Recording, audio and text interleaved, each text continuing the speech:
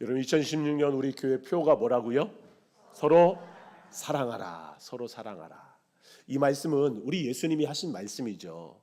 십자가에 죽으시기 전 제자들과 함께한 마지막 식사 자리, 우리가 흔히 최후의 만찬이라고 하는데 사실 이때는 유월절 식사 자리이기도 했습니다. 유대인들은 유월절이 되면 항상 모여서 식사를 하는데, 가족들이 모여서 식사를 하는데, 그 유월절 식사 자리에서 우리 예수님이 하신 말씀이, 제자들 가운데 하신 말씀 중 하나가 바로 서로 사랑하라입니다. 여러분, 제 예수님이 제자들과 십자가에 죽으시기 전에 이 유월절 식사를 하신 것은 결코 우연이 아니에요. 여기에는요, 하나님의 특별한 계획하심이 있었던 것입니다. 여러분, 그 하나님의 계획이 무엇일까요? 십자가에 죽으셔야 하는 예수님이 그냥 죽은 게 아니라 하나님의 어린 양으로 죽으셨기 때문입니다. 유월절은 오늘 본문이, 오늘 말씀이 그 시작이기도 한데요, 이 유월절이 되면 유대인들은 하나님께서 자신들을 애굽에서 구원하신 그 날을 기억하면서 양을 잡아서, 혹은 염소를 잡아서, 나중에 신명기로 가면 소도 포함되는데요, 그렇게 양이나 염소를 잡아서 그것을 함께 식사를 하면서 유월절의 은혜를 되새기기도 하는데요, 여러분, 그 유월절의 시작이 바로 여기 오늘 본문 속에 있다라는 것입니다.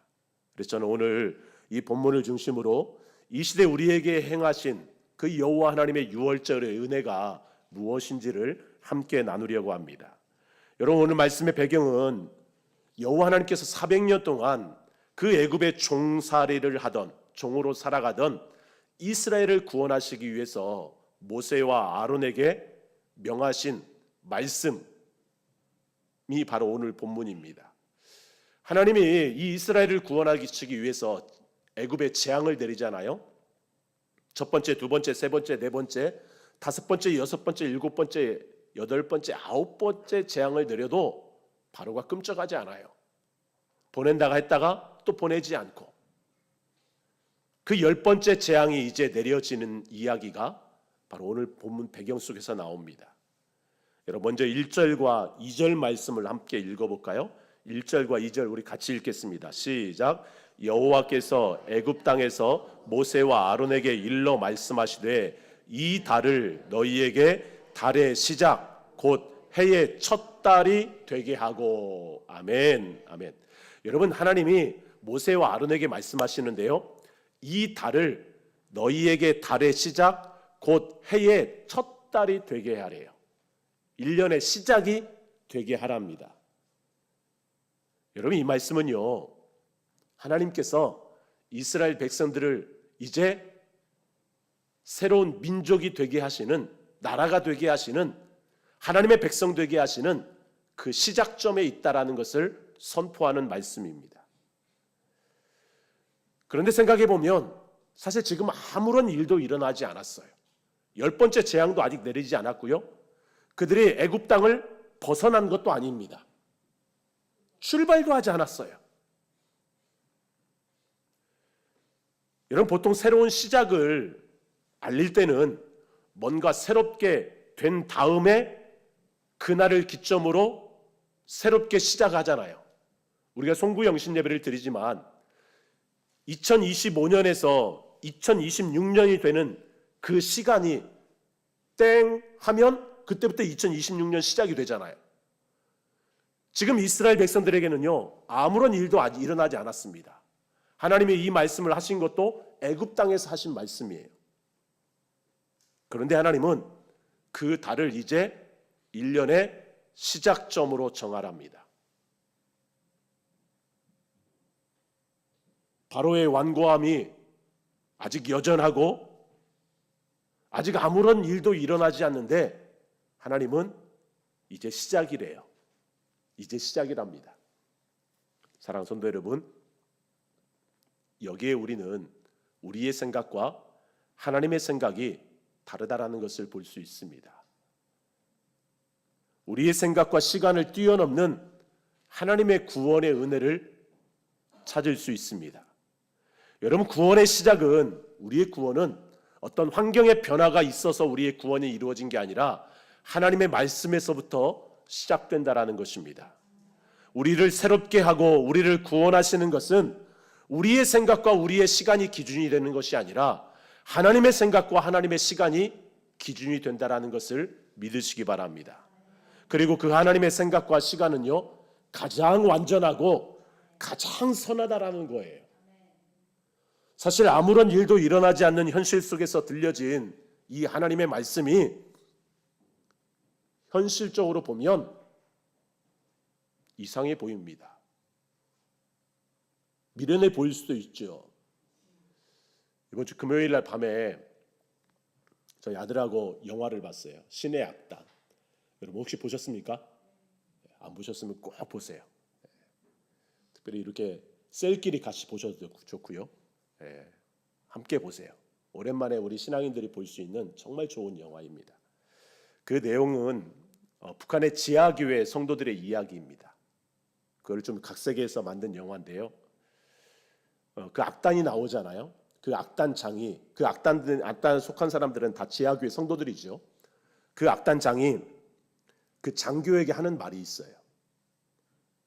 그 장교가 당의 명령을 따라서 그 악단을 이제 가짜로 만들었는데 그 장교들도, 장교 2명도 어쩔 수 없이 거기에 싱어로 참가를 하잖아요. 노래 부를 사람이 없어서. 그러면서 그들과 함께 성경을 읽고 또 찬양을 하고 기도를 하는 가운데 마음이 조금씩 이상해져요. 근데 그것을 눈치챈 그 악단장이 그 장교에게 하는 말이 있어요. 머리는 당과 수령을 찬양하는데 심장은 주를 찬양하디요. 하나님은 그렇게 기적을 이룹니다. 어쩔 수 없이 그 악단을 만들어서 운영을 하는데 그 가운데 함께 하다 보니까 마음을 하나님께서 움직여 주시는 거죠. 찬양을 통해서, 말씀을 통해서, 기도를 통해서. 여러분, 우리가 생각할 때는 도저히 안 될 것 같은데 하나님이 일하시면 된다라는 거예요. 그렇게 하나님의 말씀을 믿는 이들에게는 그 말씀을 순종할 뿐인데 그 순종 속에서 하나님이 상상하지 못할 은혜를 베풀어 주신다라는 것입니다. 그것이 바로 이 유월절에 베푸시는 하나님의 은혜예요. 유월절에 자기 백성을 구원하시고 살리시는 하나님의 은혜라는 것입니다. 여러분, 하나님의 말씀을 따라 양의 피를 문설주와 인방에 바르는 것이 이해가 안 될 수 있죠. 여러분, 우슬초 그 풀을 뜯어다가 양의 그 피를 묻혀서 문설주와 인방에 바르는 거예요. 여러분, 이게 뭐가 대수롭겠습니까? 그런 모습을 보면서 야, 쟤들 뭐하냐 라고 수근거리고 비웃을 수도 있습니다. 그런데 이스라엘은 말씀을 따라서 양의 피를 문설주와 인방에 발라요.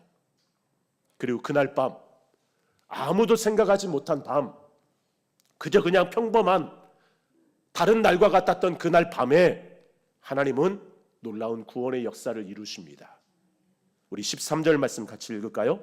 13절 같이 읽습니다. 시작. 내가 애굽 땅을 칠 때에 그 피가 너희가 사는 집에 있어서 너희를 위하여 표적이 될지라.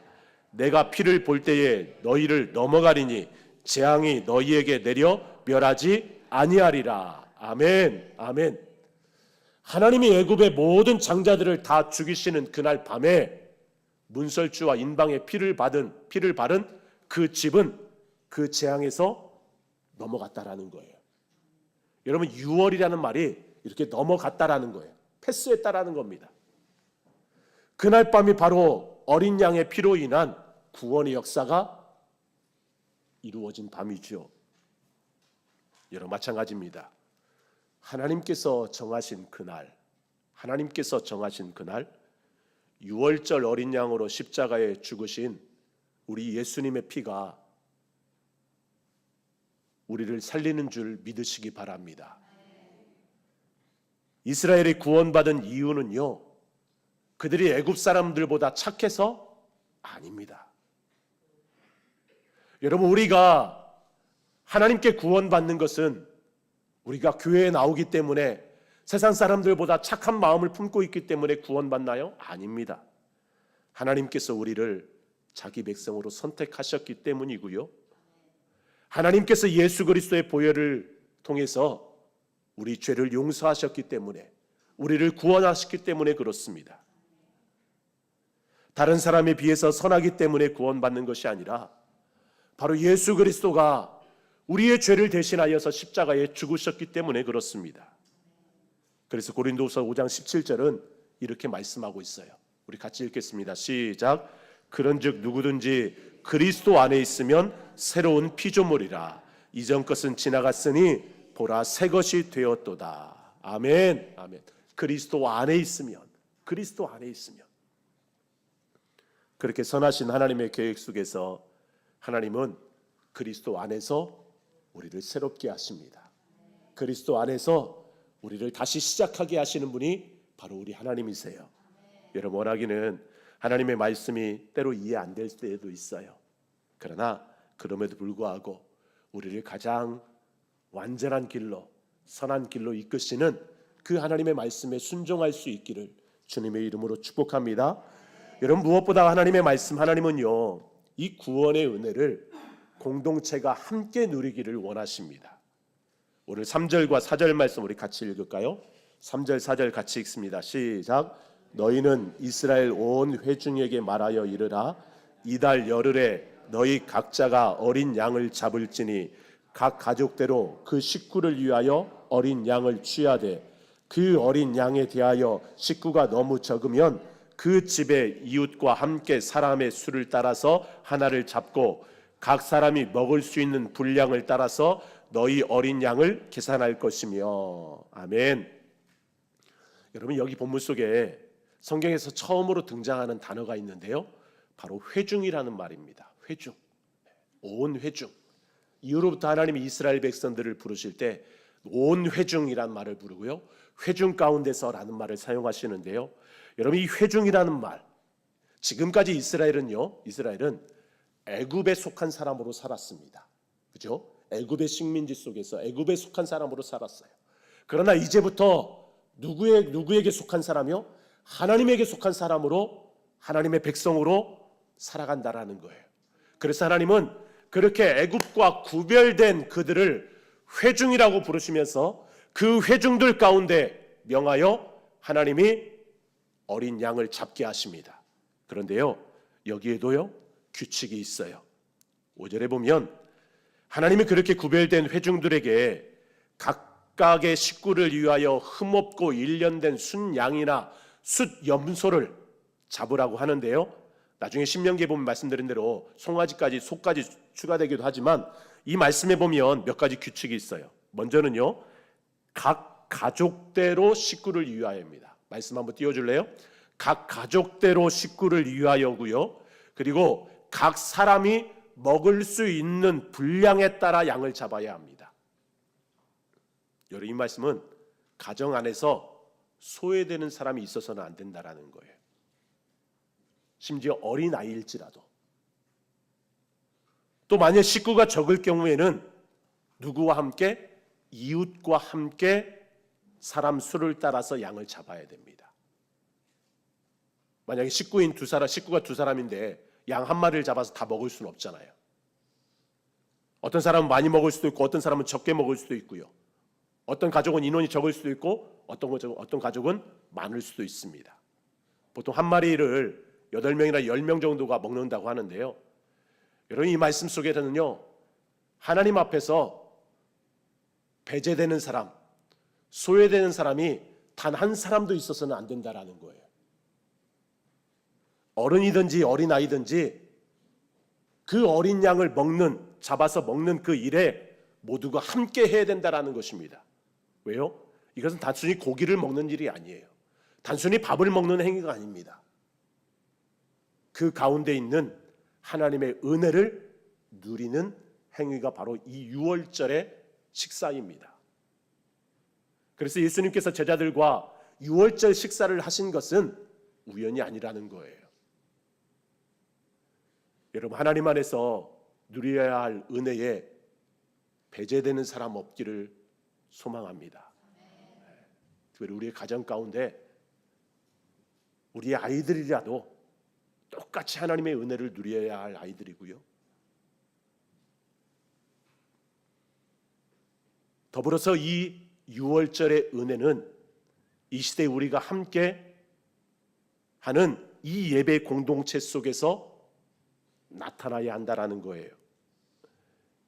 여러분, 하나님에게는요, 그 어떤 사람이라도, 그 어떤 가정도 구원의 자리에서 배제되어야 할 사람이 없습니다.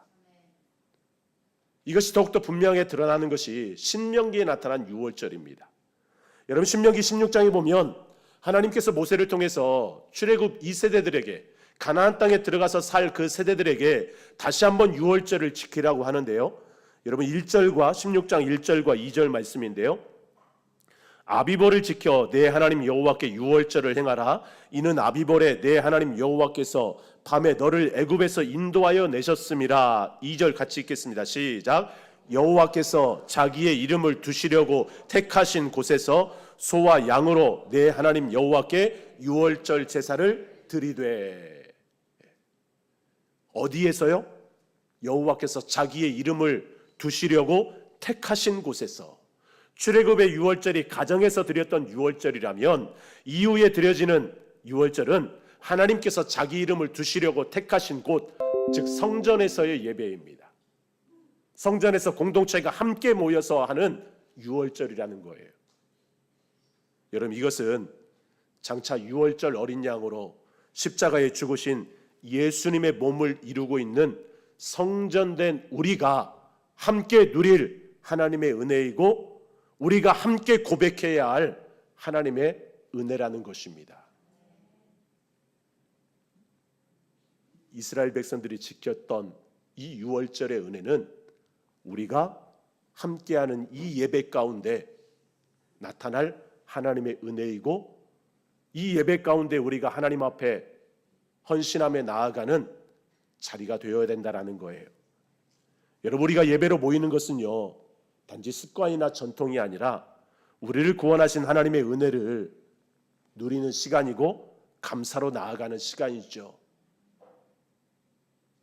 원하기는 그런 예배 시간이 여러분 우리에게 얼마나 소중한지 모릅니다. 여러분, 이 예배 시간을 결코 가볍게 여기지 마세요. 이 예배 시간을 소중히 여기시고 여러분 이 예배에 정말 집중하시기 바랍니다. 점점 개인주의가 보편화되고 있는 이 시대 속에서 함께라는 말은요, 그냥 구호가 될 수도 있고 어떤 집단 행동을 나타내는 말로 들릴 수도 있지만, 그러나 공동체 내에서 우리가 함께 하나님 앞에 예배하는 이 시간은요, 그야말로 하나님의 은혜를 누릴 수 있는 최고의 시간이라는 것입니다. 여러분, 공동체 내에서 우리가 함께하는 것이 때로는 힘들 수도 있습니다. 그러나 우리가 바라보고 붙잡아야 하는 것이 무엇입니까? 우리가 바라보고 붙잡아야 할 것은 내 힘도 아니고 나를 돕는 다른 사람도 아니에요. 우리의 구원이 하나님께 있음을 믿기 때문에 오직 하나님만 바라보는 거죠. 우리를 주님의 몸된 가족으로 하나 되게 하신 것을 힘써 지키며 우리가 함께 예배하는 것입니다. 여러분, 우리는 오늘날 어떤 특별한 날을 유월절로 기념하면서 그 절기를 지키진 않습니다.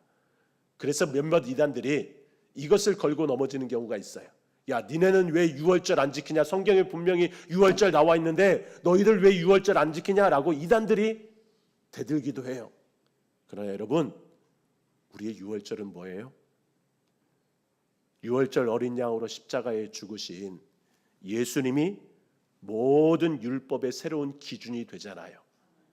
하나님의 어린 양이신 예수님의 몸과 피를 기념하는 성찬 예식과 더불어서 우리를 구원하신 예수님의 보혈을 의지하여 하나님 앞에 나아가는 이 예배가 바로 이 시대 우리가 기념하는 유월절이 되는 것입니다.